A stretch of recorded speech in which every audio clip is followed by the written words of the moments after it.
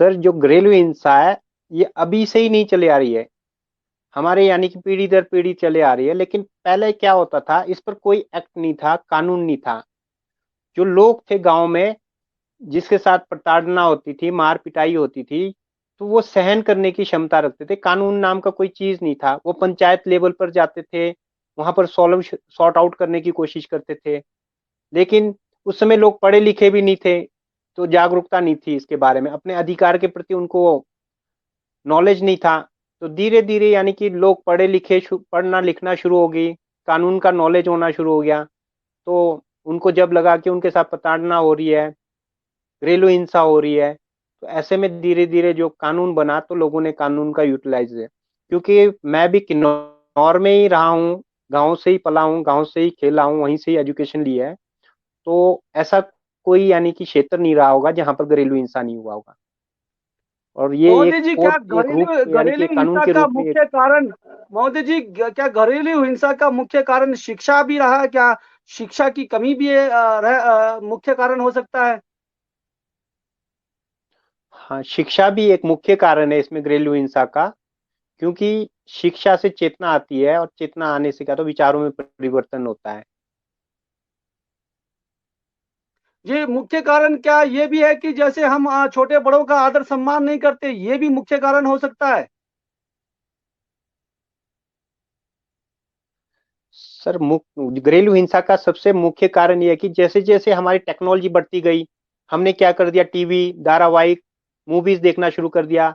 हमने वहां पर अपने बारे में, पहले हमारे क्या होते थे, हम पूर्वज अपने यानी दादा परदादी नाना नानी के साथ रहते थे, हमारा प्यार प्रेम भावनाएं बढ़ता था, एक दूसरे को टाइम देते थे। आज का टाइम बहुत फास्ट हो गया है, तेजी से यानी कि विकास हो रहा है, लोगों के पास टाइम नहीं है।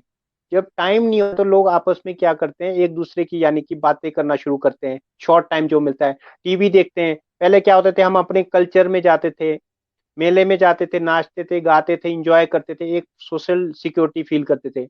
लेकिन हम आप आइसोलेटेड हो गए हैं।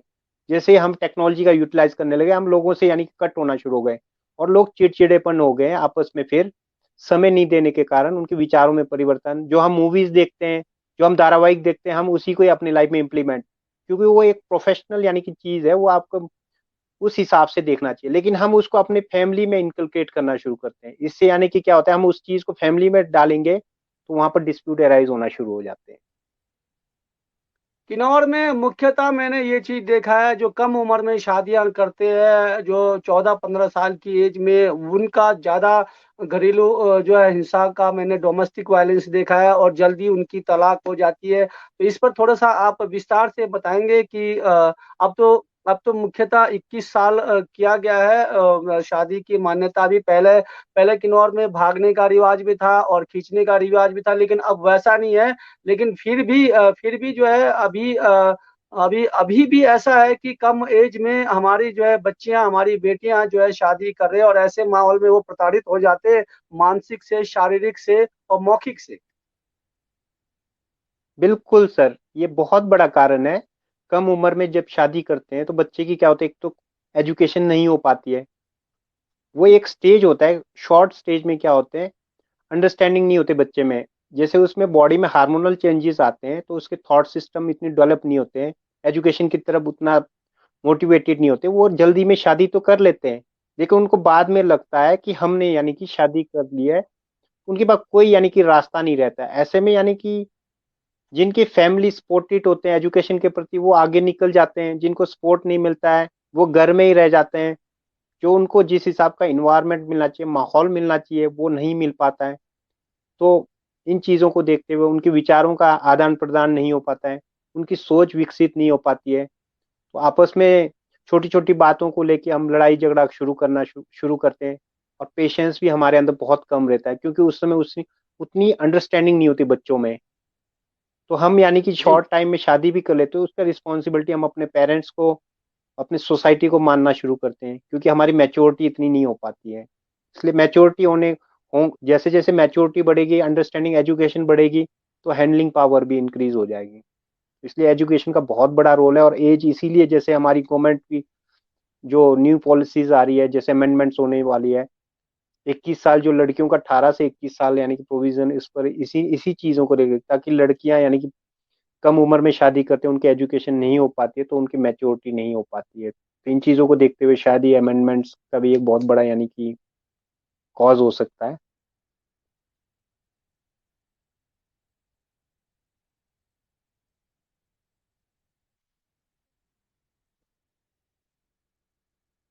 जी, हमारे साथ जुड़े हैं हमारे आज के अधिवक्ता हमारे राजीव नेगी जी, जो बेसिकली हमारे सिकिब्बा गांव से, किन्नौर से, जो सोलन में जो है अपनी सेवाएं देते हैं। तो हमारा आज का मुद्दा है घरेलू हिंसा। घरेलू हिंसा के बहुत सारे कारण हो सकते हैं।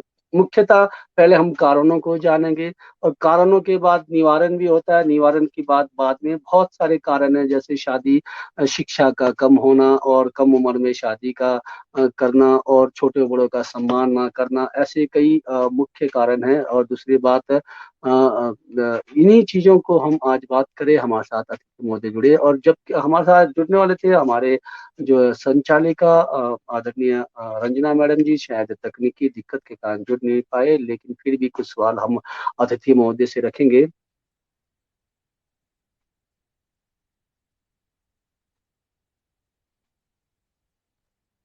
महोदय जी, मुख्यतः हम अभी हम कारणों का ही बात करेंगे, क्योंकि निवारण तो आपके पास बहुत सारे होंगे। कहाँ पर जाना है, कैसे केस को फाइल करना है, कौन सी धाराएं लगती है, क्या क्या दंडनीय अपराध है। लेकिन सबसे पहले हमारे को कारण को जानना है। तो मुख्यतः आप तो देखते होंगे सर, जब भी हमारे घरों में बेटियों की शादी होती है, तो तकरीबन जो बेटियों के माँ बाप होते हैं, तो कई अपने जो है अपने सर्दियों में घर में लाने के बाद तो साल साल तक तो वो वापिस ही नहीं भेजते, जिसका मुख्य कारण भी एक हो जाता है।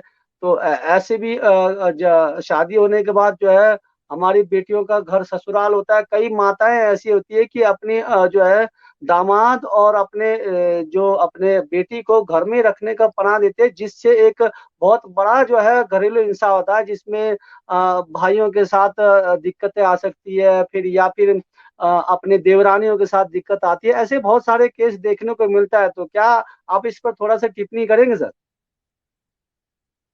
सर जनरली जो देखा जाता है घरेलू हिंसा छोटी छोटी बातों से शुरू होती है। सर घरेलू हिंसा कोई बहुत बहुत बड़ा एकदम हिंसा नहीं होता है, छोटी छोटी। जी, सबसे पहले विचारों में हिंसा होती है सर।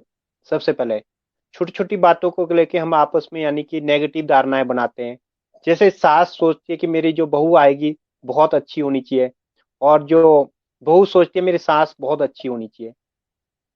जब हम एक दूसरे हम एक्सपेक्ट करते हैं कि वो हमारे सास अच्छी हो और बहू अच्छी हो, और जो सास अपने बहू को ऐसा ट्रीट करे कि वो अपनी बेटी के समान। कई बार क्या करते हैं हम अपनी बेटी के लिए तो हम सोचते हैं कि अच्छा यानी कि सास ससुर मिले, लेकिन जब अपनी बहू आती है तो हम अपनी बहू का क्रिटिसिज्म करना शुरू करते हैं। छोटी छोटी बातों को लेके हम किसी और के पास चर्चा करते हैं।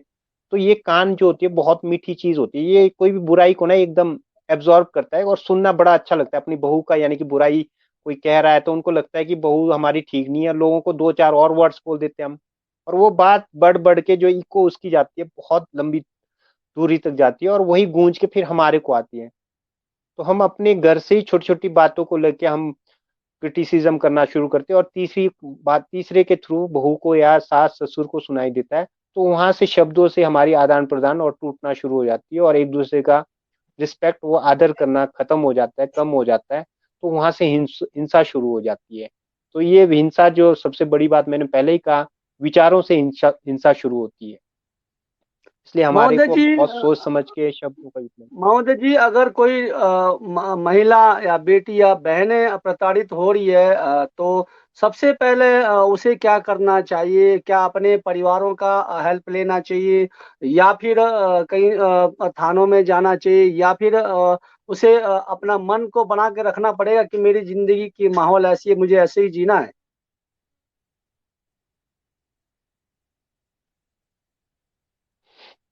आज का जो 21st सेंचुरी है, लोग पढ़े लिखे हो गए, जागरूक हो गए हैं। वो जमाना था कि लोगों को मार पिटाई प्रताड़ना होती तो उसको सहन करते थे, और उनके माइंड में ये होता कि एक बार हमारी शादी हो गया तो जीना मरना चाहे हमारी यानी कि मौत होगी तो यहीं उठेगी, और यहीं से हमारी यानी कि शैया उठेगी। तो ऐसी सोचती, जैसे जैसे धीरे धीरे पढ़ाई शुरू हो गया, एजुकेशन आना शुरू हो गया, लोगों की सोच में परिवर्तन आना शुरू हो गया। तो मैंने जनरली जो देखा है गांव में सर, छोटी छोटी बातों को मैंने पहले ही बताया, वहीं से यानी कि इंसिडेंट्स होने शुरू होते हैं, लड़ाई झगड़े होने शुरू होते हैं। तो अभी आपने जैसे मेरे को कहा कि इस टाइप का किस तरह से इसको हम रोका जाए, क्या करना चाहिए, और कैसे घरेलू हिंसा को हम कम कर सकते हैं, और किस तरह से, सबसे बड़ी बात, जब घर में कोई भी प्रॉब्लम एराइज होती है घरेलू हिंसा से रिलेटेड, हम एकदम दूसरों के पास ना जाए सर। सबसे पहले अपने घर के जो सीनियर लोग हैं, जो जिसे कर्ता कहते हैं, अपने सास ससुर, दादा दादी, नाना नानी, उनके साथ शेयर करे, उनको बताए क्या प्रॉब्लम आ रही है। और हस्बैंड वाइफ में यदि घरेलू हिंसा हो रही है तो आपस में अंडरस्टैंडिंग और सॉर्ट आउट करने की कोशिश, उसको फैमिली में एकदम इन्वॉल्व ना करें।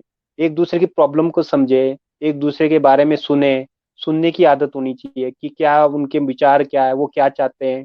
फिर जब दूसरा आदमी सुनता है तो हमारे को जब बोलने को मौका मिला, हम दूसरे आपस में एक दूसरे का सुने। जब कोई छोटी मोटी बात है तो हम उसको अंडरस्टैंड करें, उसको सॉर्ट आउट करें। यदि प्रॉब्लम ज्यादा सीरियस होते जा रही है तो हम उसको अपने बुजुर्गों के साथ, दादी, नाना नानी, मम्मी पापा, फैमिली के मेंबर्स को बिठा के, जैसे हमारे मान्यों भी होते हैं, हमारे कल्चर में होते हैं, मान्यों को बिठा के उनसे सॉर्ट आउट करने की कोशिश करें, क्या प्रॉब्लम है क्या है। फिर यदि लड़का बोलता है मुझे टाइम की,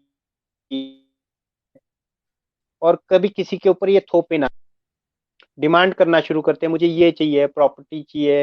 वैसे हमारे किन्नौर में तो ऐसे इंटरनली इतना है नहीं डॉरी सिस्टम। तो फिर भी यानी कि इनडायरेक्टली, यानी कि धीरे धीरे जैसे जैसे हमारा मैरिज सिस्टम आपने देखा,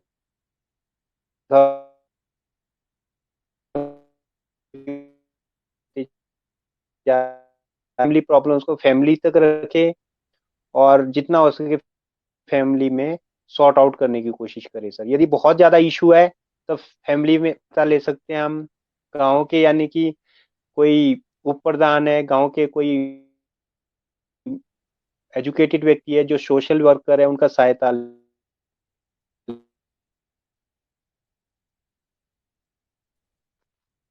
और महोदय जी, सबसे आपकी बड़ी सिग्नल बात है की सर, थोड़ी सी लीडर है सर। दिक्कत आ रही है।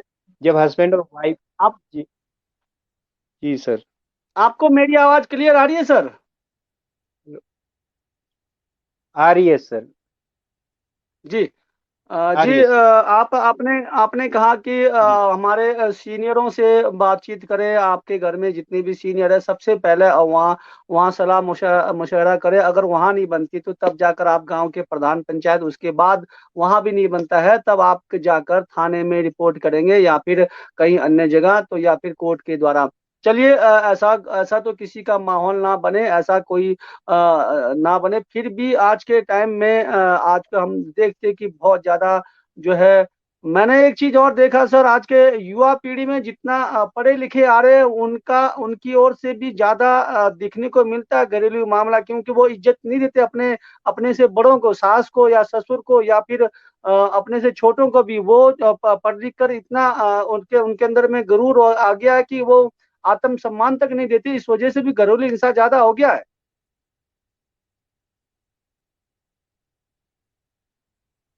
हाँ, जैसे जैसे लोगों में पढ़ाई बढ़ती गई, एजुकेशन बढ़ती गई, एजुकेशन का मतलब ये था कि रिफॉर्मेटिव हो, ड्रॉ आउट बेस्ट फ्रॉम, अपने में से बेस्ट निकालना, हमारी विजडम अच्छी हो, हमारे विचारों में परिवर्तन आए, हमारी सोच में विस्तार आए, हमारी थिंकिंग पावर इंक्रीज हो। लेकिन क्या हो, जैसे जैसे एजुकेशन हमारे आज के टाइम में, लोगों ने यानी कि अपने मॉरलिटी एटिकेट्स के लिए नहीं बनाया हुआ। एजुकेशन का मतलब ये हो गया कि हम कितनी बड़ी जॉब लेते हैं और कितनी अच्छी सैलरी लेते हैं, ये लोगों की मेंटेलिटी इतनी हो गई कि हम यानी कि जॉब लग गए तो ही इज वेल एजुकेटेड। जबकि एजुकेशन का मतलब जॉब लगना ही सीमित नहीं था। एजुकेशन का मतलब होता है, जैसे हमारे महात्मा गांधी जी ने कहा, draw out best from your self. Job तो एक सेकेंडरी स्टेज था सर,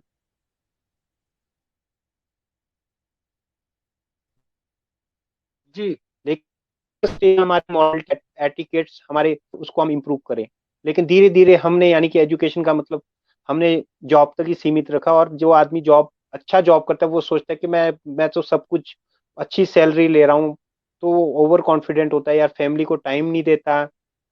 तो इससे छोटी छोटी बातें ईगो प्रॉब्लम हो जाती है। जैसे कई बार पति कम कमा रहा है, कई बार पत्नी ज्यादा कमा रही है, तो ऐसे में भी कई बार ईगो प्रॉब्लम आती है, वहाँ फैमिली ब्रेक डाउन होना शुरू होता है। बड़े बड़े ऑफिसर्स है सर आज के टाइम में, जो पढ़े लिखे हैं, अच्छे सैलरी ले रहे हैं, दोनों पति पत्नी, तो ऐसे में भी कई बार ईगो क्लैश हो जाती है। तो कोई किसी का सुनना नहीं चाहता है। वो बोलते, पत्नी बोलेगी मैं कमाती हूँ, तो पति सोचता है कि पत्नी कमा रही है, तो वो ऐसा होना चाहिए कि अंडरस्टैंडिंग हो जाती है। कई बार हमारी पुरानी प्रथा ये चली है कि पति घर में खाना नहीं बनाएगा, कि पत्नी ही बनाएगी। जबकि हमारी जी रिफॉर्मेटिव जो सोसाइटी में रिफॉर्म आ रहा है, तो हमें एक दूसरे का सहयोग करना चाहिए। हाँ, जैसे एक दूसरे के काम में सहयोग करे, कोई कपड़ा धो रहा है तो कोई खाना बनाए, कोई बच्चा देख रहा है तो कोई कुछ काम करे। हम यानी कि किसी पर थोपे ना कि आप ही करो। एक तो पत्नी कमा के आ रही है, या तो पति कमा के आ रहा है, हम एक्सपेक्ट करें कि दिन भर काम करके और शाम को भी घर का काम करे, तो ये एक प्रताड़ना हो जाता है इनडायरेक्टली। इसलिए हमें एक दूसरे को समझना बहुत जरूरी है, एक दूसरे को टाइम देना है, लोगों की बातें नहीं सुनना है, अपनी फैमिली को बचाना है। यदि क्योंकि हम मैक्सिमम टाइम कहाँ काम करते हैं, एक तो वर्क प्लेस पर जाते हैं काम करने, जॉब करते हैं। यदि हम वहाँ शांत है और वहां से भी शांत होकर अपने घर में भी शांत होंगे, तो हमारा यानी कि बुद्धि का सृजन होगा सर। यदि हम अपने वर्क प्लेस से थक के शाम को आराम कर घर में लड़ते झगड़ते हैं, ना हम वर्क प्लेस पर काम कर पाएंगे, ना हम यानी कि अपने घर में यानी कि। इसलिए सबसे पहले अपने को इम्प्रूव करना पड़ेगा, अपने फैमिली को टाइम देना पड़ेगा, और छोटी छोटी बातों पर लड़ाई झगड़ा ना करे, एक दूसरे को सुने समझे सुलझाए, और एक दूसरे का सम्मान करे सर। क्योंकि हम हमेशा सर, बुराई अगर की तरफ देखना शुरू करते हैं, हम अच्छाई। जी जी सर। राजीव सर, दंडनीय अपराध के बारे में थोड़ा बताएंगे कि अगर किस यौन जो प्रताड़ित होते हैं उसके लिए क्या दंडनीय अपराध है, या फिर मारपीट का होता है उसके लिए क्या दंडनीय अपराध है, या फिर गाली शब्द जो दिया जाता है उसके लिए क्या अपराध है। कई प्रकार गालियां कई प्रकार ऐसा होता है कि मारा नहीं जाता है, रोज के ताने मारे जाते हैं, गालियां दिया जाता है, जिससे जो एक जो है मन में तनाव हो जाता है, वो भी घरेलू हिंसा की तरह ही होता है। फिर शाम को मियाँ बीवी में झगड़ा, तो ऐसे कई प्रकार के, तो उनके क्या क्या दंडनीय अपराध है, और इसके लिए कहाँ कहाँ जो है जाकर हम इसके लिए कंप्लेंट कर सकते हैं। सर जैसे किसी के साथ घरेलू हिंसा होता है, घरेलू झगड़े हुए, सास ससुर ने या तो आपस में लड़ गए, तो ऐसे में हम कंप्लेंट करना चाहते हैं कई बार। तो ऐसे में प्रोटेक्शन ऑफिसर होती है, जैसे गांव का वहाँ प्रोटेक्शन ऑफिसर है कि नहीं मैं नहीं कह सकता, अदरवाइज आप वुमेन सेल में जाके भी आप कंप्लेंट कर सकते हो घरेलू हिंसा के बारे में। और यदि आपके एरिया में प्रोटेक्शन ऑफिसर है, वहाँ पर प्रोटेक्शन ऑफिसर को आप कंप्लेंट कर सकते हो कि मेरे साथ घरेलू हिंसा हो रहा है। और प्रोटेक्शन ऑफिसर आपकी कंप्लेंट को दर्ज करेंगे, और उनके पास एक फॉर्मेट होता है, फॉर्म होता है, उसको बोलते हैं डोमेस्टिक इंसिडेंट रिपोर्ट। घरेलू हिंसा की एक एक पॉइंट्स के बारे में उसमें लिखा होता है, और जो आपके साथ घरेलू हिंसा होता है उसको टिक करते हैं, और उसकी कॉपी फॉरवर्ड टू कोर्ट किया जाता है सर। और जब कोर्ट में फॉरवर्ड होता है तो उस बेसिस पर घरेलू हिंसा का दावा चलता है। और यदि पति मार पिटाई कर रहा है, यदि रेजिडेंस नहीं दे रहा है, तो उसमें घरेलू हिंसा में आप रहने के लिए अलग से सेपरेट मकान भी ले सकते हो, कमरा भी ले सकते हो। और यदि पति खर्चा भी नहीं दे रहा है, तो खर्चा भी यानी कि देना पड़ेगा पति को। और बच्चों को, यदि ये बच्चे छोटे हैं, 18 साल से नीचे है, बच्चों को खर्चा नहीं दे रहे पढ़ने के लिए, बच्चे के लिए अलग से खर्चे का दावा भी कर सकते हैं सर।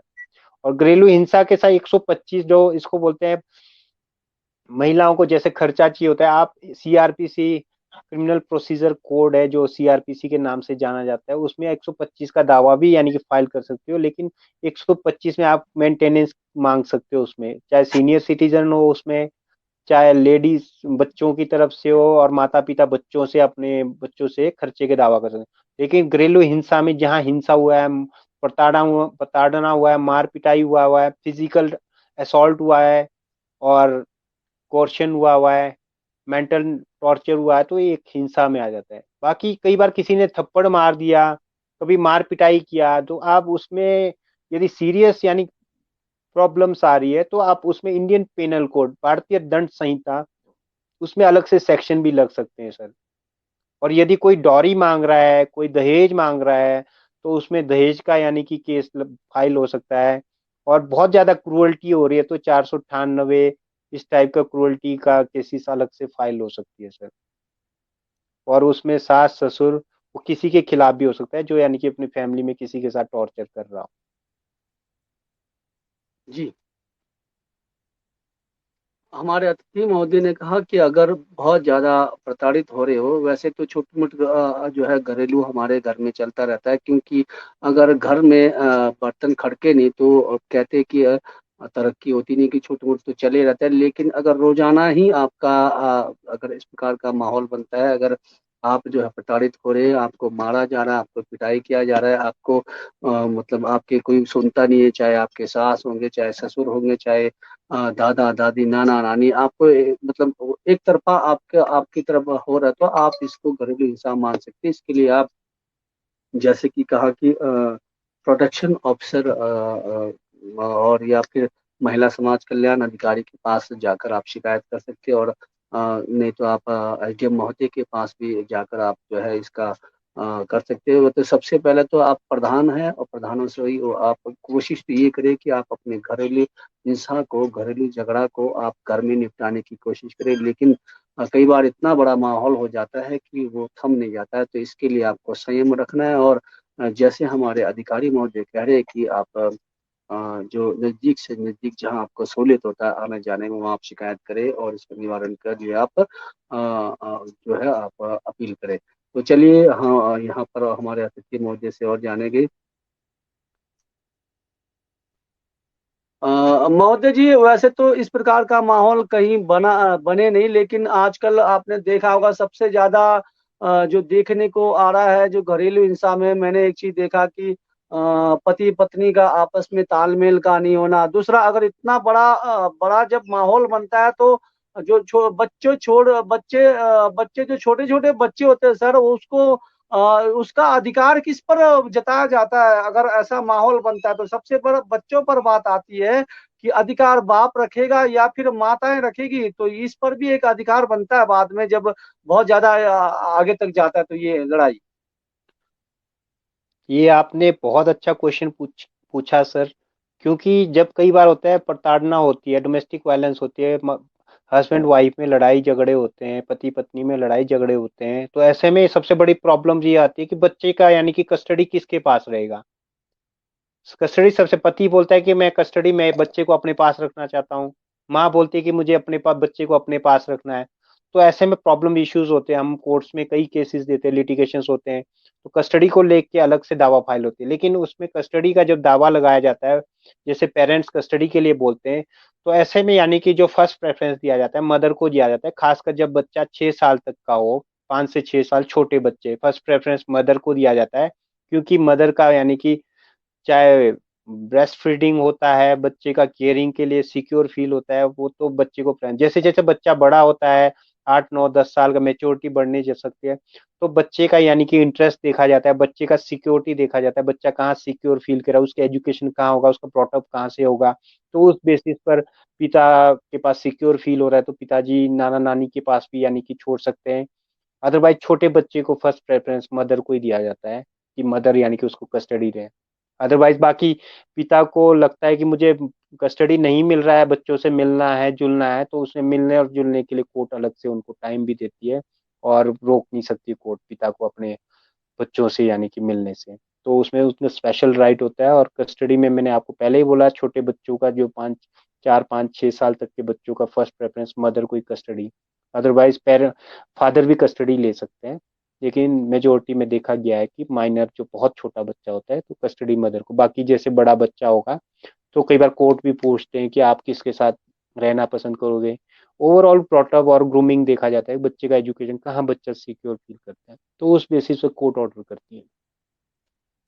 जी महोदय जी, जब इस प्रकार का माहौल आता है, तो खर्चा का जो दावा लगाया जाता है, जो खर्चा थोपा जाता है, तो वो किस प्रकार का बेसिक होता है? क्या उसकी आय को देखकर लगाया जाता है?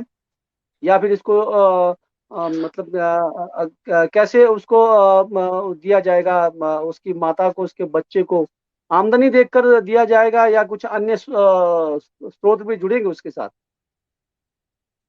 हाँ, खर्चा जो जनरली दिया जाता है, जो इनकम देखा जाता है हस्बैंड की। कई बार कुछ जैसे हस्बैंड होता है, पति होता है, वो इनकम कम शो करते हैं, यानी कि इनकम लड़की के ऊपर होता है कि आप पति का इनकम शो करें कि वो कितना अर्न करते हैं। फॉर एग्जाम्पल उनका हस्बैंड अर्न कर रहा है 30,000 पर मंथ, तो 30,000 हो सकता है सैलरी, और सैलरी को तो शो करना इजी हो जाता है, सैलरी यानी कि पूरा प्रॉपर क्लियरली दिख जाता है। अदर चीज क्या होता है, कई बार अदर इनकम होते हैं, जैसे एग्रीकल्चर इनकम होता है, वो शो करना तो आपको शो करना पड़ता है, उनके पास लैंड है क्या है, उनके पास गाड़ी है, ट्रांसपोर्टेशन है, वहां से इनकम हो रहा है, रेंट से रेंटल इनकम हो रहा है, और कई बिजनेस तरीके से इनकम हो रहा है। आप जितना इनकम साबित कर पाओगे उस बेसिस पर जनरली 1/3 आप खर्चा लेके चल सकते हैं, कि 1/3 कोर्ट देखती है। और खर्चा भी दो टाइप का होता है, एक होता है इंटेरिम। इंटेरिम होता है जो टेम्परेरी टाइम के लिए खर्चा चलता है, क्योंकि जब खर्चा का दावा फाइल होता है, डोमेस्टिक वायलेंस में हो चाहे 125 में हो, तो मेंटेनेंस का जो राइट होता है 125 में भी अलग से फाइल करते हैं। तो उसमें यानी कोर्ट देखती है कि पति की यानी कैपेसिटी कितना है, पति कितना खर्चा दे सकता है। जब वाइफ यानी कि जो सरसरी सा जो टेम्परेरी खर्चा लगता है, वो इंटरिम एप्लीकेशन अलग से मूव करना पड़ता है मेन सूट के साथ, पिटीशन के साथ, चाहे डोमेस्टिक वायलेंस में हो चाहे 125 में हो। यदि आप मेन सूट फाइल करोगे और मेन पिटीशन फाइल करोगे और मेन कंप्लेंट फाइल करोगे, आप इंटरिम एप्लीकेशन नहीं लगाओगे, तो आपका दावा तो चलेगा, वो हो सकता है 2 साल 3 साल बाद आपको खर्चा मिल जाए। कई बार किसी को पता नहीं होता, वैसे जनरली अधिवक्ता सब लगा देते हैं, इंटरिम एप्लीकेशन लगाते हैं टेम्परेरी खर्चा लगने के लिए, क्योंकि केस को और कंप्लेंट को डिसाइड होने में तो साल 2 साल 3 साल भी लग सकते हैं। तो कोर्ट उसमें यानी कि टाइम पीरियड शॉर्ट टाइम में, दो से सर्विस के बाद 1.5 से 2-3 महीने के बीच में, यानी कि जैसे ही सर्विस होती है वो इंटरिम खर्चा लगाने की कोशिश करती है। लेकिन रिसेंटली देखा गया है कोविड के वजह से 1-2 साल कोर्ट्स बंद रहे, तो इंटरिम खर्चा यानी कि डेटें लगती गई, लोग बहुत परेशान हो गए हैं, टॉर्चर हो गए हैं, क्योंकि उनका सोर्स ऑफ इनकम कुछ भी नहीं है, वो पति पर डिपेंडेंट है। तो इसमें बहुत ज्यादा हरासमेंट हुई है। तो इसमें आप इंटरिम खर्चा लगेगा, पति यदि इंटरिम खर्चा नहीं दे रहा है तो आप उसका एग्जीक्यूशन लगा सकते हैं। एग्जीक्यूशन का मतलब इजराएं होती है उस, और उसमें बहुत ध्यान रखना पड़ता है। तो 1 साल का जो एग्जीक्यूशन पेंडिंग मनी होता है उसका एग्जीक्यूशन लगाना पड़ता है। यदि आप 1 साल के बाद उसको यानी कि लगाना छोड़ दिया, भूल गए आप, यानी कि आपके नॉलेज में ना, वो ऑटोमेटिकली यानी खत्म हो जाता है। उसके बाद सेकंड साल वाला आपको अलग से उसका टाइम पीरियड होता है, जो हमारी जो प्रोसीजर कानून की जो लॉ के अकॉर्डिंग उसका टाइम पीरियड होता है, उस टाइम पीरियड के अकॉर्डिंग आपको एग्जीक्यूशन डालना पड़ता है। यदि आप सोचेंगे मैं 4 साल का एक साथ दूंगा, तो शुरू के जो 1 साल के बाद जो आपका लैप्स हो जाएगा ऑटोमेटिकली, इसलिए आपको एग्जीक्यूशन आप हर साल, यदि पेंडिंग मनी हो तो आप अलग से फाइल कर सकते हो। 4 एग्जीक्यूशन डिफरेंट तरीके से अलग अलग हर साल का आपको एग्जीक्यूशन फाइल करना पड़ेगा। और फिर भी पति खर्चा नहीं दे रहा है, तो प्रॉपर्टी पति का है, सैलरी है, सैलरी अटैच कर सकते हैं, तो वो हर चीज से यानी कि आप पैसा रिकवर कर सकते हो। और यदि फिर भी पति के पास कुछ भी नहीं है देने के लिए, आप जेल में भी लगाया जा सकता है पति को। तो इन चीजों का बहुत ध्यान देना पड़ता है। और खर्चा यानी कि जी जिसका सर, इनकम एक चीज बिल्कुल भी और नहीं है, वो ये देखने बोलता को, है कि मेरे। जी हाँ जी। महोदय, एक चीज और देखने को जी। मिलता है। चलिए, तो कोर्ट की प्रक्रिया है, जैसे आप अदालत में जाओगे तो आपको वहाँ सब कुछ पता लग जाएगा। एक चीज और है, घरेलू हिंसा हम्म। में जहाँ पति जी। पत्नी का हिंसा होता है वहाँ बच्चे पिस जाते हैं।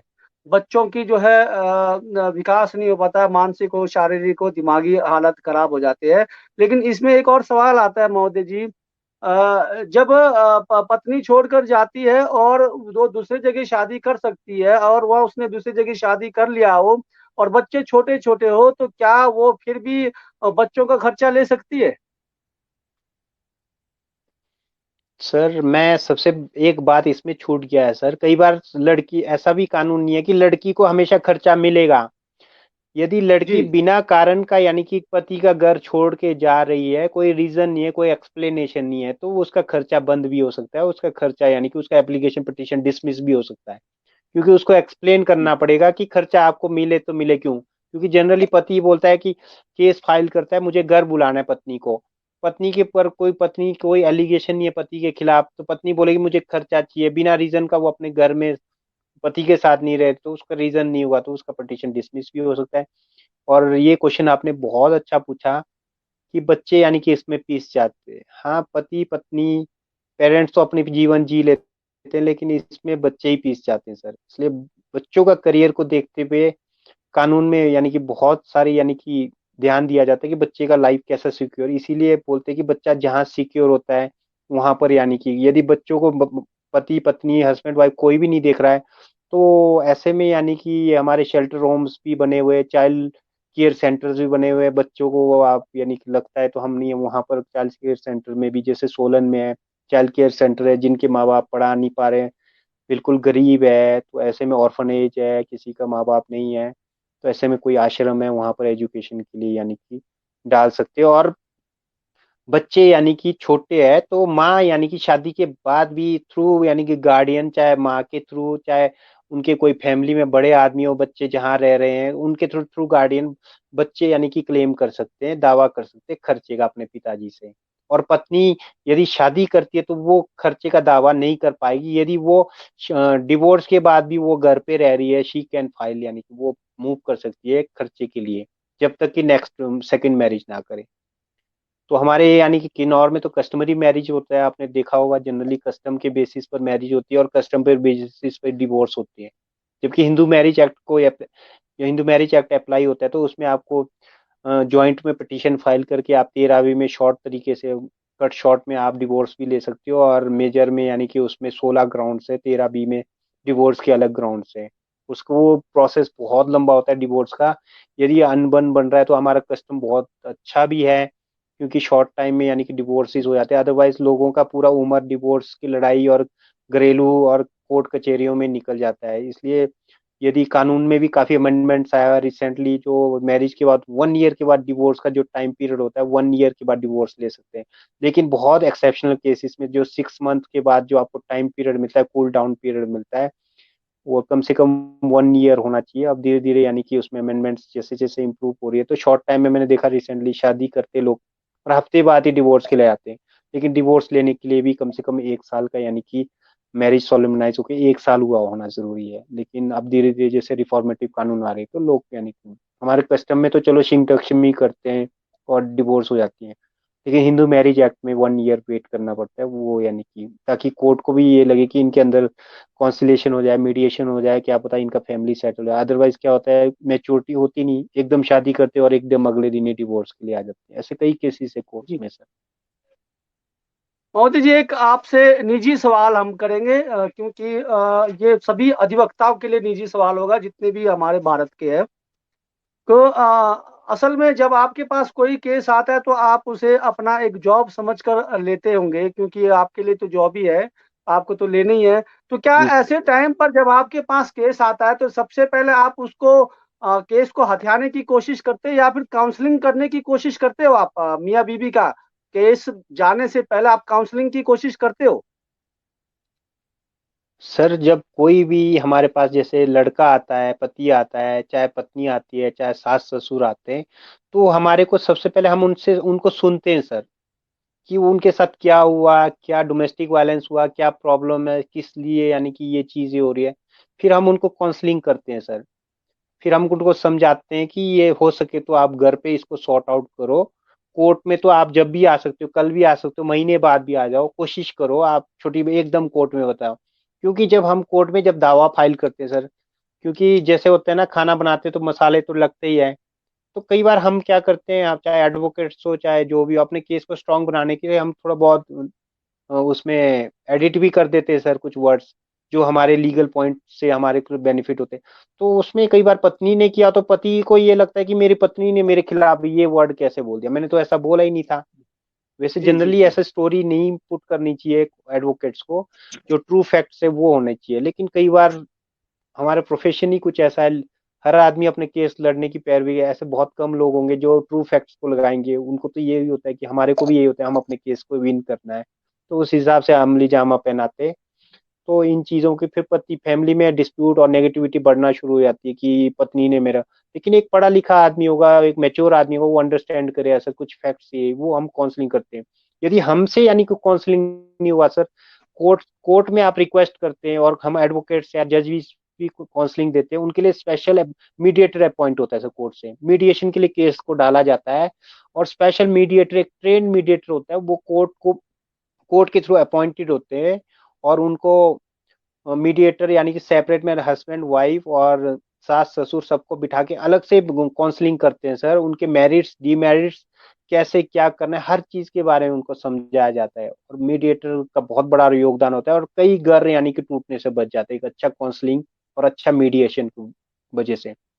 और एडवोकेट्स का बहुत बड़ा रोल होता है सर किसी का घर बचाने के लिए। यदि हम अच्छे काउंसलिंग करेंगे, अपने क्लाइंट को समझाएंगे, हम अपनी तरफ से हर एडवोकेट बेस्ट एफर्ट कर सकता है सर, करता है कि मैं अपने, जैसे मैं किसी लड़की के लिए पेश हो रहा हूँ, मैं उनको समझाने की कोशिश करूंगा कि जितना हो सके कोशिश करो, लेकिन जब पानी सर से ऊपर निकल जाता है बोलते हैं ना, तो तब ऐसी प्रॉब्लम आती है, तो वहां बचने की स्कोप नहीं होती। तो वहां पर भी हम सलाह देते हैं सर, जब आप लोगों की बिल्कुल नहीं बन रही है तो म्यूचुअल में डिवोर्स ले लो, या तो इस टाइप का ले लो आप, क्योंकि ऐसा है तो शॉर्ट टाइम में आप आपस में जिंदगी भर लड़ने से अच्छा है, बिल्कुल नहीं बन रही है, पता होता है कि दोनों साइड से नहीं बन रही है, टाइम पर डिवोर्स लेते हैं, सेकंड मैरिज तो कर सकेंगे। वो जमाना तो रहा नहीं कि हम शादी करें तो उम्र भर हम साथ ही रहेंगे। जब बिल्कुल रोज मरने से अच्छा है सर, एक ही दिन थोड़ा प्रॉब्लम होगी, दर्द होगा, लेकिन डिवोर्स ले ले, इससे फैमिली डिस्प्यूट्स तो नहीं रहेंगे, आदमी क्लियरिटी हो जाती। तो हम काउंसलिंग करते, जजेस भी बताते हैं कि आप लोगों ने बिल्कुल, जब कोई इंटेंशन नहीं है, जब रहना ही नहीं है, तो आप यानी कि म्यूचुअल में क्यों नहीं करते, तो म्यूचुअल में डिवोर्स हो जाते हैं सर ऐसे। और बाकी इस तरह से एक दूसरे को अंडरस्टैंडिंग करना बहुत ज्यादा जरूरी है। जी जी, महोदय जी, आपके निजी जीवन में कोई ऐसे केस जो आपने ऐसे ही सॉल्व किए हो बगैर अदालत में, हुए आपके साथ कोई ऐसे हादसा? सर बाहर तो मेरे एक्सपीरियंस इतना नहीं है, कोर्ट के बीच में एक केस आया था मेरे पास डोमेस्टिक वायलेंस को लेके। तो उसमें ये हुआ था सर, पति और पत्नी में बिल्कुल, उन्होंने शादी के बाद यानी कि 1 हफ्ते 2 हफ्ते रहे, उसके बाद रहे नहीं। तो हमने यानी कि उनको समझाने की कोशिश की आप घर में रहे, लेकिन उनका, हमने मीडिएशन में भी लगाया उस केस को, बहुत मीडिएटर ने बहुत समझाया उनको, जजिस ने बहुत अच्छी गाइडेंस की कि आप लोग साथ रहो, लेकिन उनका यानी कि शादी के बाद यानी कि ऐसी सिचुएशन आ गई थी कि, जैसे मुझे ट्रू फैक्ट्स मैं नहीं कह सकता, लेकिन मेरे क्लाइंट ने मुझे बताया, उन्होंने ये बताया था कि जैसे दूसरी काउंसलिंग उसमें जो बात निकली थी कि लड़की का किसी और के साथ अफेयर था, या कुछ समथिंग प्रॉब्लम था, और लड़के का भी कुछ ऐसा था, और घर वालों ने शादी तो करा ली, और शादी के अगले दिन या कुछ टाइम बाद लड़की ने यानी कि घर छोड़ दिया है। तो लड़की ने ये बोला, तो मैं तो फैमिली प्रेशर में शादी किया, मैं तो किसी और से चाहता हूँ। तो इन चीजों को जब उनका बात नहीं बनी, तो 1 2 साल केस चला सर, फिर हमने यानी कि उस मीडिएशन में ये कंक्लूजन निकला कि ये बननी नहीं है, तो उन्होंने थोड़े बहुत ले दे के यानी कि वो उसमें 13B में डिवोर्स का पिटीशन भी फाइल किया सर, और सामान सुमान वापस करके खत्म कर दिया।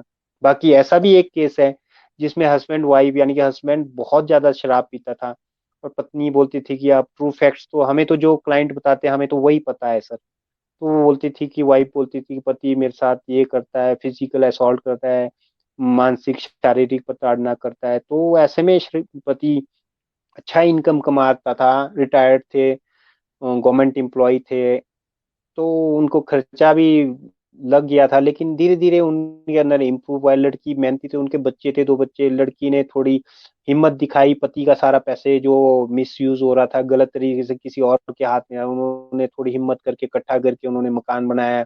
जैसे जैसे मकान बनाया, उन्होंने जगह लेके बिल्डिंग बनाया, तो पति में भी चेंजेस आ गया, और वो केस भले कोर्ट में अभी चल रहा है, लेकिन अब वो साथ रह रहे हैं सर। शुरू में यानी कि साथ रहते थे, तो बहुत ऐसी ऐसी वर्ड्स सुनने को मिलती है सर, आप एक्सपेक्ट नहीं कर सकते लाइफ में क्या हो सकता है।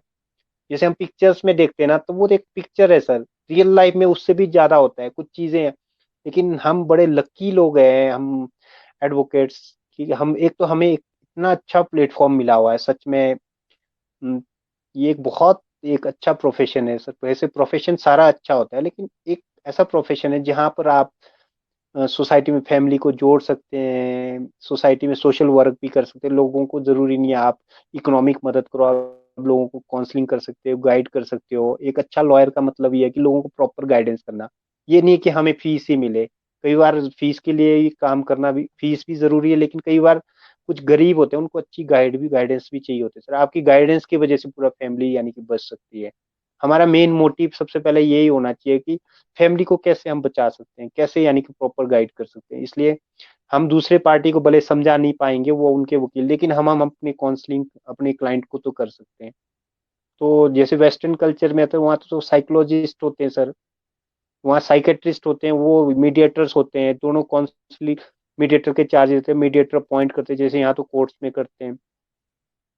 तो काउंसलिंग करके वो घर को सेटल, उस घर को बसाने की जी कोशिश कर सकते हैं।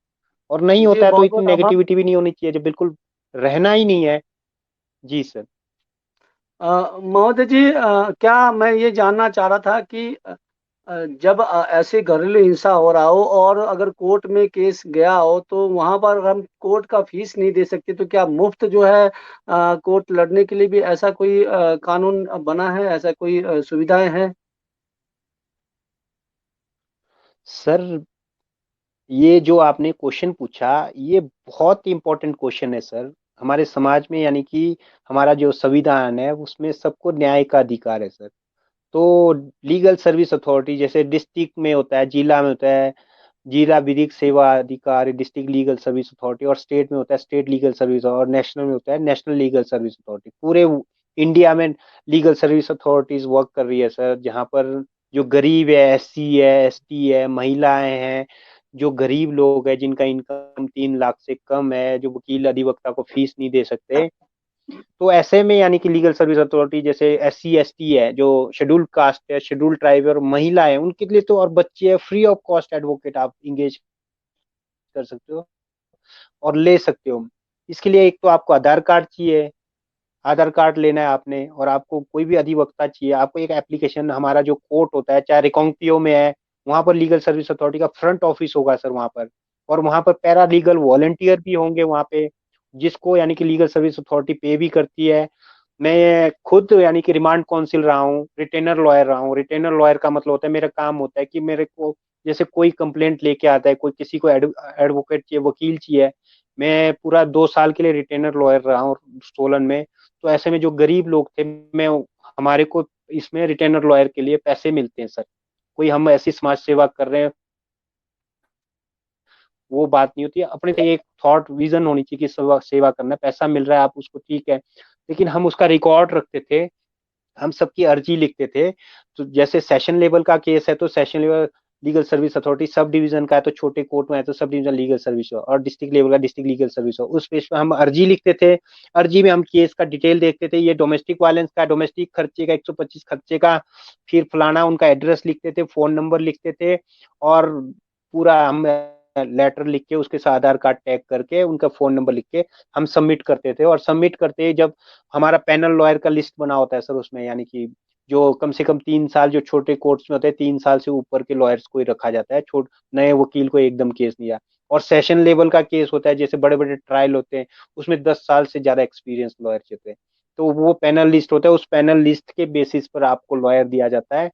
और जो आपका फ्री ऑफ कॉस्ट यानी कि केस लड़ेगा सर, आपसे वो वकील 1 रुपए भी नहीं ले सकता है सर। इवन टाइपिंग से लेके डिमांड ही नहीं कर सकता वो। कई बार जनरली, कई बार लोगों को लगता है कि हाँ लॉयर्स को फीस देना चाहिए वो। अब लीगल एड में आए हो सर, कई बार लोग इसका मिस यूटिलाइज भी करते हैं सर। आप लीगल एड का लॉयर है तो इतना हरास भी करते थे, लीगल एड का लॉयर बोलता है कि, और जो लीगल एड का सबसे बड़ी बात है, जब पैसा मिलता है सर, वो रोज हर केस में नहीं मिलेगा सर, जब डिसाइड होगा तभी मिलेगा सर। बीच में यानी कि केस विड्रॉ हो गया, वापस ले लिया, तो वो उसको काउंसिल को फीस नहीं मिलती है। तो बाकी उन चीजों का ध्यान रखते हुए लीगल एड में आप बेनिफिट ले सकते हो।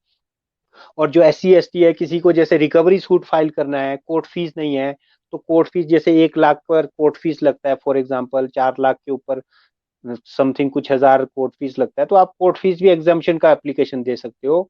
अदरवाइज क्या होता है, कोर्ट फीस आप रिकवरी सूट में कोर्ट फीस आपको 4,000 रुपए का कोर्ट फीस लगा के फिर जाएगी, जो जो अमाउंट के हिसाब से 4 5 जो भी होगा, 20 25 25 हजार जितना अमाउंट पड़ा होगा, वो हमारा कोर्ट फीस एक्ट में प्रोविजन है कितने रुपए पर कितना कोर्ट फीस लगेगा, तो आपको रिकवरी सूट में आए ऐसे। तो ये सारा एस सी एस टी और जनरली लोगों के लिए फ्री ऑफ कॉस्ट है, महिलाओं के लिए, बच्चों के लिए। तो लीगल एड का आप बेनिफिट ले सकते हो, चाहे आपको हाई कोर्ट में चाहिए, चाहे सुप्रीम कोर्ट में चाहिए, आपको डिस्ट्रिक्ट कोर्ट में चाहिए। और यदि आपको लगता है लीगल एड से आप सेटिस्फाइड नहीं है, लीगल एड के लॉयर से आप सेटिस्फाइड नहीं हो, आप केस लीगल एड से वापस लेके आप प्राइवेट लॉयर को भी इंगेज कर सकते हो। लेकिन एक बात हमेशा याद रखने वाली बात है सर, केस की पैरवी बहुत सोच समझ के करनी चाहिए। यदि आपकी केस की जो प्लीडिंग होती है, जो दावा होती है, वो यदि कच्ची होगी, जैसे बिल्डिंग की बुनियाद कच्ची होगी, तो आपकी केस यानी कि आगे जाके सरवाइव करना बहुत टफ हो जाएगा। इसलिए जो आपकी प्लीडिंग होती है, थोड़ा टाइम लगे, जल्दबाजी में प्लीडिंग ना करे, सोच समझ के अच्छे लॉयर्स और अच्छी कंसल्टेशन ले। और मैं नहीं बोलता लीगल एड के लॉयर, लीगल एड के लॉयर भी बहुत अच्छे होते हैं, लेकिन हाँ आपको थोड़ा कोऑपरेट करना पड़ता है लीगल एड के लॉयर को। आप उसको रिस्पेक्ट दे, रिगार्ड करे, और यदि आपको लगता है बड़े प्यार से बात है, कहीं ऐसा नहीं कि मुझे फ्री में मिला है तो मैं उसको धमकाने के लिए बैठा हूँ, ऐसी नहीं होनी चाहिए कॉपरेशन। क्योंकि वकील अकेला कुछ नहीं कर सकता, वकील केस तभी लड़ सकता है जब उसको क्लाइंट का सपोर्ट होगा। यदि क्लाइंट ही वकील को बार बार सुनाएगा, उसके वकील के पास एक केस नहीं होता है सर, उसके पास कई केस होते हैं। क्लाइंट सोचता है कि मेरा एक ही केस है, तो वकील को भी टाइम देना चाहिए और क्लाइंट को भी सहयोग करना चाहिए। कई बार क्लाइंट बोलता है कि वकील को आप ही सब कुछ करो, और ना एड्रेस लेके आएंगे क्लाइंट, ना कोई डाटा लेके आएंगे, ना कोई प्रॉपर यानी कि फैक्ट्स लेके आएंगे, तो उसमें लॉयर का भी टाइम वेस्ट होता है। और प्रॉपर प्लीडिंग, और प्लीडिंग जब भी दावा बनाना है, कोशिश करना चाहिए कि लॉयर को टाइम दे और लॉयर भी टाइम दे, और बैठ के दावा, आप चाहे डिक्टेट करो, चाहे कॉपी पर डिक्टेट करो, चाहे आप कंप्यूटर पर डिक्टेट करा रहे हो, क्लाइंट सामने होगा तो उससे कई चीजें नई फैक्ट्स निकलती है सर।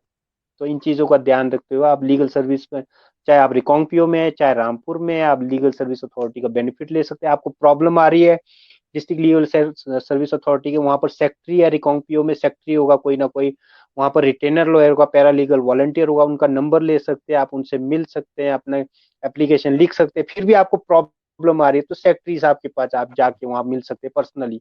वो सेक्रेटरी साहब जो डिस्ट्रिक्ट लीगल सर्विस अथॉरिटी के जो सेक्रेटरी जी होंगे, सचिव होंगे, वो आपको प्रॉपर यानी कि गाइड करेंगे। और आपको कोई प्रॉब्लम आ रही है तो हर चीज का यानी कि पूरी लीगल सर्विस अथॉरिटी का जो बहुत ज्यादा बजट्स आते हैं, पैसे आते हैं, वो हमारे वेलफेयर के लिए आए हैं।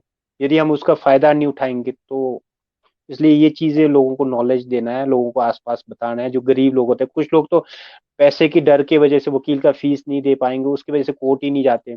जो अमीर आदमी होता है वो गरीब को दबाते रहता है, जब उनको लगेगा कि हाँ लीगल सर्विस अथॉरिटी गरीबों के लिए भी है, तो अपना केस को यानी कि फाइट कर सकते हैं सब। जी। इसलिए इन चीजों का हर व्यक्ति जी, को फायदा उठाना हमारे अतिथि महोदय ने कहा कि अगर आपके पास पैसा नहीं है तो लीगल हमारे एडवाइजर होते हैं, उनसे आप संपर्क कर सकते हैं। तो चलिए, बहुत बेहतरीन। तो हम अंतिम, हमारे पास 4-5 मिनट और है, तो एक सवाल मेरे मन में खटक रहा है महोदय जी। घरेलू हिंसा जब होता है तो नुकसान किसका होता है, पति का या पत्नी का या दोनों का? सर। जब कोई भी हिंसा होता है ना सर, इसमें पति का भी नुकसान होता है, पत्नी का भी नुकसान होता है, पूरी फैमिली का भी नुकसान होता है, और पूरा सोसाइटी का भी नुकसान होता है सर। और लॉयर का कोई नुकसान नहीं होता है सर, लॉयर का फीस मिलते रहेगा सर। हम्म। जी। लॉयर का फीस जी। कभी कम नहीं होगा, लॉयर का एक लड़ाई होगा, दूसरा तैयार होगा, तीसरा केस तैयार होगा, चौथा तैयार होगा, लॉयर का कोई नुकसान नहीं होगा। इसलिए पति पत्नी को समझना चाहिए कि आपस में कैसे सॉर्ट आउट करें। लॉयर भी अपनी तरफ से बेस्ट एफर्ट करता है, कोई भी लॉयर ऐसा नहीं होगा जो किसी का घर जला के अपने यानी कि हस्ती बनाना शुरू कर दे, अपनी महफिल सजाना शुरू कर दे। लेकिन ये है कि नुकसान यानी कि फैमिली का, पति पत्नी का ही होगा, और सबसे बड़ी नुकसान इसमें होती है बच्चों का सर। क्योंकि पति पत्नी तो अपने जीवन जी चुके हैं सर, जो आने वाले जो बच्चे हैं उनके ऊपर उनका साइकोलॉजिकल इतना बैड इफेक्ट पड़ता है, तो बच्चों का पूरा भविष्य यानी कि खत्म हो जाता है सर। इसमें सबसे ज्यादा जो पीसा जाता है, जो वो आदमी जो पीसा जाता है, तो बच्चे ही पीसे जाते हैं सर। तो घरेलू हिंसा का सबसे बैड इफेक्ट बच्चों पर पड़ता है। जी, धन्यवाद महोदय। जी जाते जाते अंतिम आप कुछ मैसेज देना चाहते हो तो? सर, मैं मैसेज ये देना चाहूंगा, कभी भी आपको कोर्ट से कोई समन आता है, कोई केस के रिगार्डिंग कोई लेटर आता है, आप उसको रिसीव करें, आप कोर्ट में जाने से ना डरे। कोर्ट एक हॉस्पिटल है, जैसे पेशेंट होता है, आदमी बीमार होता है, वो हॉस्पिटल में जाता है इलाज कराने के लिए। तो डरने की कोई बात नहीं है, कानून में ऐसा कोई प्रोविजन नहीं है बिना कारण बिना गलती के आपको अंदर लगा, आप उसको लड़े। यदि आप नहीं जाओगे आपके खिलाफ हो जाएगा, और खिलाफ हो जाएगा तो कल को आपका जब केस आएगा तो कुर्की होने की प्रॉपर्टी की नौबत आएगी। इसलिए आपको टाइम, फिर उस समय आप लेट हो गए हो ना, आप बोलेंगे कि मैं तो, मुझे पता नहीं चला। तो वहां पर तो समन जो रिसीव किया होता है उसमें साइन होते हैं आपके बकायदा, तो उस बेस पर आप बहुत पीछे हो गए हो ना, तब आप समय निकल चुका होगा। कोई भी केस यानी कोई भी समन आता है, आप लड़ो, अपने काउंसिल से गाइडेंस लो और अपने केस की पैरवी करो। कभी यानी कि डरना नहीं है जीवन में। डर यानी कि आदमी को कभी आगे नहीं ले आता है। जिस आदमी ने डरना यानी कि डर डर के वजह से जीवन में कभी आगे नहीं बढ़ेगा। यदि जीवन में आगे बढ़ना है तो उसको फेस करना पड़ेगा। कोई भी बच्चा होता है, कोई छोटी बात होती है, कोई कुछ भी होता है। और मैं ये रिक्वेस्ट करूंगा, कोई भी अपने छोटे बच्चों को, कोई भी व्यक्ति होता है, फैमिली का मेंबर हो, बच्चों पर बहुत ध्यान दे सर। क्योंकि जुविनाइल जो केसेस हो रहे हैं ना, छोटे बच्चों पर जो बड़े बड़े माफिया होते हैं, छोटे बच्चों को जरिया बना रहे सर। क्योंकि उनको लगता है छोटे बच्चों को, 18 से या 16 से नीचे बच्चों को कम पनिशमेंट है, या छोटी मोटी वो उनकी बेल इजीली हो जाती है, तो वो चरस, अफीम, गांजा उन्हीं को टारगेट किया जाता है सर। इन चीजों को देखते हुए समाज से मैं यही यानी कि लोगों से गुजारिश करूंगा, अपनी सेफ्टी रखिए, अपने बच्चों का सेफ्टी रखिए, अपने बच्चों को चाहे अपने फैमिली में भी हो तो हर किसी के पास ना भेजिए, क्योंकि छोटी छोटी बच्चियां होते हैं, हम अपने फैमिली के या किसी के पास नियर है डियर है, क्योंकि सोसाइटी में नेगेटिविटी इतनी ज्यादा हो गई है, तो अपने बच्चे भी कहीं भी सिक्योर नहीं है। अपने बच्चों को टाइम दे, बच्चे कहाँ है, किसके पास है प्रॉपर, यानी कि क्योंकि जो केसेस हो रहे हैं आज के टाइम में, चाहे डोमेस्टिक वायलेंस हो रहे, चाहे जो बच्चों के साथ प्रताड़नाएं हो रही है, वो फैमिली के बीच में होती है सर। कई चीजें हम फैमिली में इंसिडेंट होते हैं, हम उसको फैमिली की इज्जत बचाना है कुछ ऐसे इस टाइम में हम उसको प्रेस कर देते, दबा देते हैं, और बच्चे को इससे बच्चे का साइकोलॉजिकली बहुत इफेक्ट पड़ता है। इन चीजों का बच्चे के लिए टाइम दे, हम बच्चों के लिए कमा रहे हैं, हम प्रॉपर्टी बना रहे हैं, यदि बच्चों को केयर नहीं करे तो बच्चे उसको नष्ट कर देंगे। यदि हम बच्चों का ध्यान रखेंगे तो बच्चे कमा के प्रॉपर्टी भी बना सकते हैं। इसलिए ज्यादा से ज्यादा बच्चों के ऊपर टाइम टाइम दे, और बच्चों को जितना हो सके समय दे, और उनकी एजुकेशन पर बहुत ज्यादा फोकस जी, बहुत बहुत आभार सर। अंतिम एक सवाल जानना चाहता हूँ, जैसे कि हमारा किन्नौर ट्राइबल एरिया में आता है और यहाँ पर अपने रिवाज होते हैं, अपने रीति रिवाज होते हैं। पहले आप जानते होंगे कि पहले हमारे किन्नौर में एक पत्नी और 5 पतियां होते थे, इस प्रकार का एक रिवाज भी था। लेकिन धीरे धीरे वो प्रथा खत्म हो गई। लेकिन अभी क्या हमारे किन्नौर में एक या दो शादी की प्रथा का रिवाज है, या इसके लिए कानूनी मान्यता है कि नहीं, इस पर थोड़ी सी आप संज्ञान देंगे सर? सर मैं क्लियरली बताता हूँ, तो मैंने किन्नौर में प्रैक्टिस नहीं किया, लेकिन वहां पर बाईगेमी सिस्टम है सर। जैसे हमारा कस्टम प्रिवेल करता है कस्टमरी बेसिस पर, यानी कि लीगली। बाकी मेरे को वहाँ मैंने प्रैक्टिस किया नहीं, मैं इतना कमेंट करूंगा गलत बोल दूँ, इससे बेटर है आप वहाँ के जी कोई सीनियर एडवोकेट, जी क्योंकि जी वहाँ पर यही प्रॉब्लम आती है। मुझे भी पीछे किसी ने डिस्कस हुई थी बात को लेके, वहाँ पर बाईगेमी, जैसे पति ने दूसरा शादी कर लिया, उसमें टेक्निकल प्रॉब्लम आ रही है। लेकिन हिंदू लॉ के हिसाब से जाओगे तो पत्नी यदि खर्चा का दावा करेगी तो पहली पत्नी खर्चा का दावा कर सकती है, सेकंड वाइफ पे नहीं, खर्चे का दावा नहीं कर सकती। फर्स्ट मैरिज इज वैलिड होगा, क्योंकि सेकंड मैरिज अपने आप में वॉइड होगा, या तो उसको डिवोर्स लेना पड़ेगा, उसके बाद सेकंड में हमारे कस्टम के हिसाब से डिवोर्स लेंगे तो वो सेकंड मैरिज वैलिड होगा।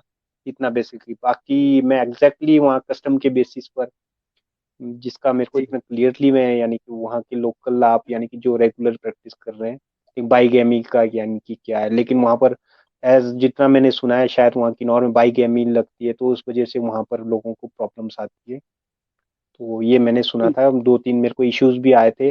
फिर मैंने उनको यही गाइड किया था कि आप लोकल वहाँ काउंसिल से, उन्होंने भी यही कहा था, लोकल काउंसिल ने कहा था कि बाईगेमी यहाँ पर प्रॉब्लम आ रही है, बाईगेमी की वजह से, हमारी जो कस्टम की वजह से दो जी मैरिज वो जी। दो पत्नी रखते हैं, धन्यवाद और दो से महोदय। ज्यादा पति ज्यादा जी जी, धन्यवाद महोदय। आपने हमारे किन्नौर अब तक पेज के लिए समय निकाला, हमारे किन्नौर के लिए समय निकाला। अभी आगे भी अन्य और भी बहुत सारे कानूनी सलाह हम आपसे लेते रहेंगे। बहुत सारी है, जमीन जायदादों के पीछे भी होता है, ऐसे कई हम केस आपके साथ में हम वार्तालाप करते रहेंगे। तो तब तक के लिए मिलते हैं फिर कभी अगले एपिसोड में। नमस्कार, शुभ रात्रि सर।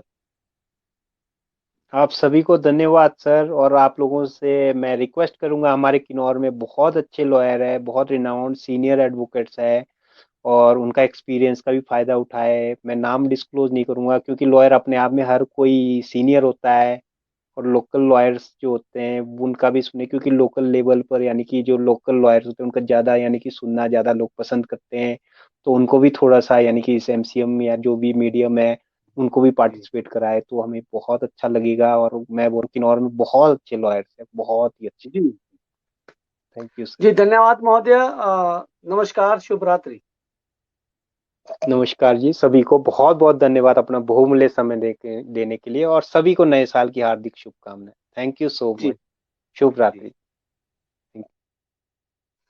हमारे साथ जुड़े थे हमारे आज के अतिथि राजीव अधिवक्ता जी, जो अभी सोलन में अपनी सेवाएं दे रहे थे। उन्होंने कहा कि किस प्रकार से घरेलू हिंसा होती है, और घरेलू हिंसा में होते हैं तो अगर आपको दिक्कत आती है तो हमारे फ्री के एडवाइजर भी होते हैं, आप जहाँ पर फीस देना नहीं पड़ता। कोशिश तो ये कीजिए कि आप अपने घर में तालमेल बनाएं, अपने बड़े बुजुर्गों का सम्मान करें। अगर कोई ऐसी दिक्कतें आती है, जैसे अतिथि महोदय ने कहा, तो इसके लिए काउंसलिंग भी होती है, काउंसलिंग कर सकते हैं।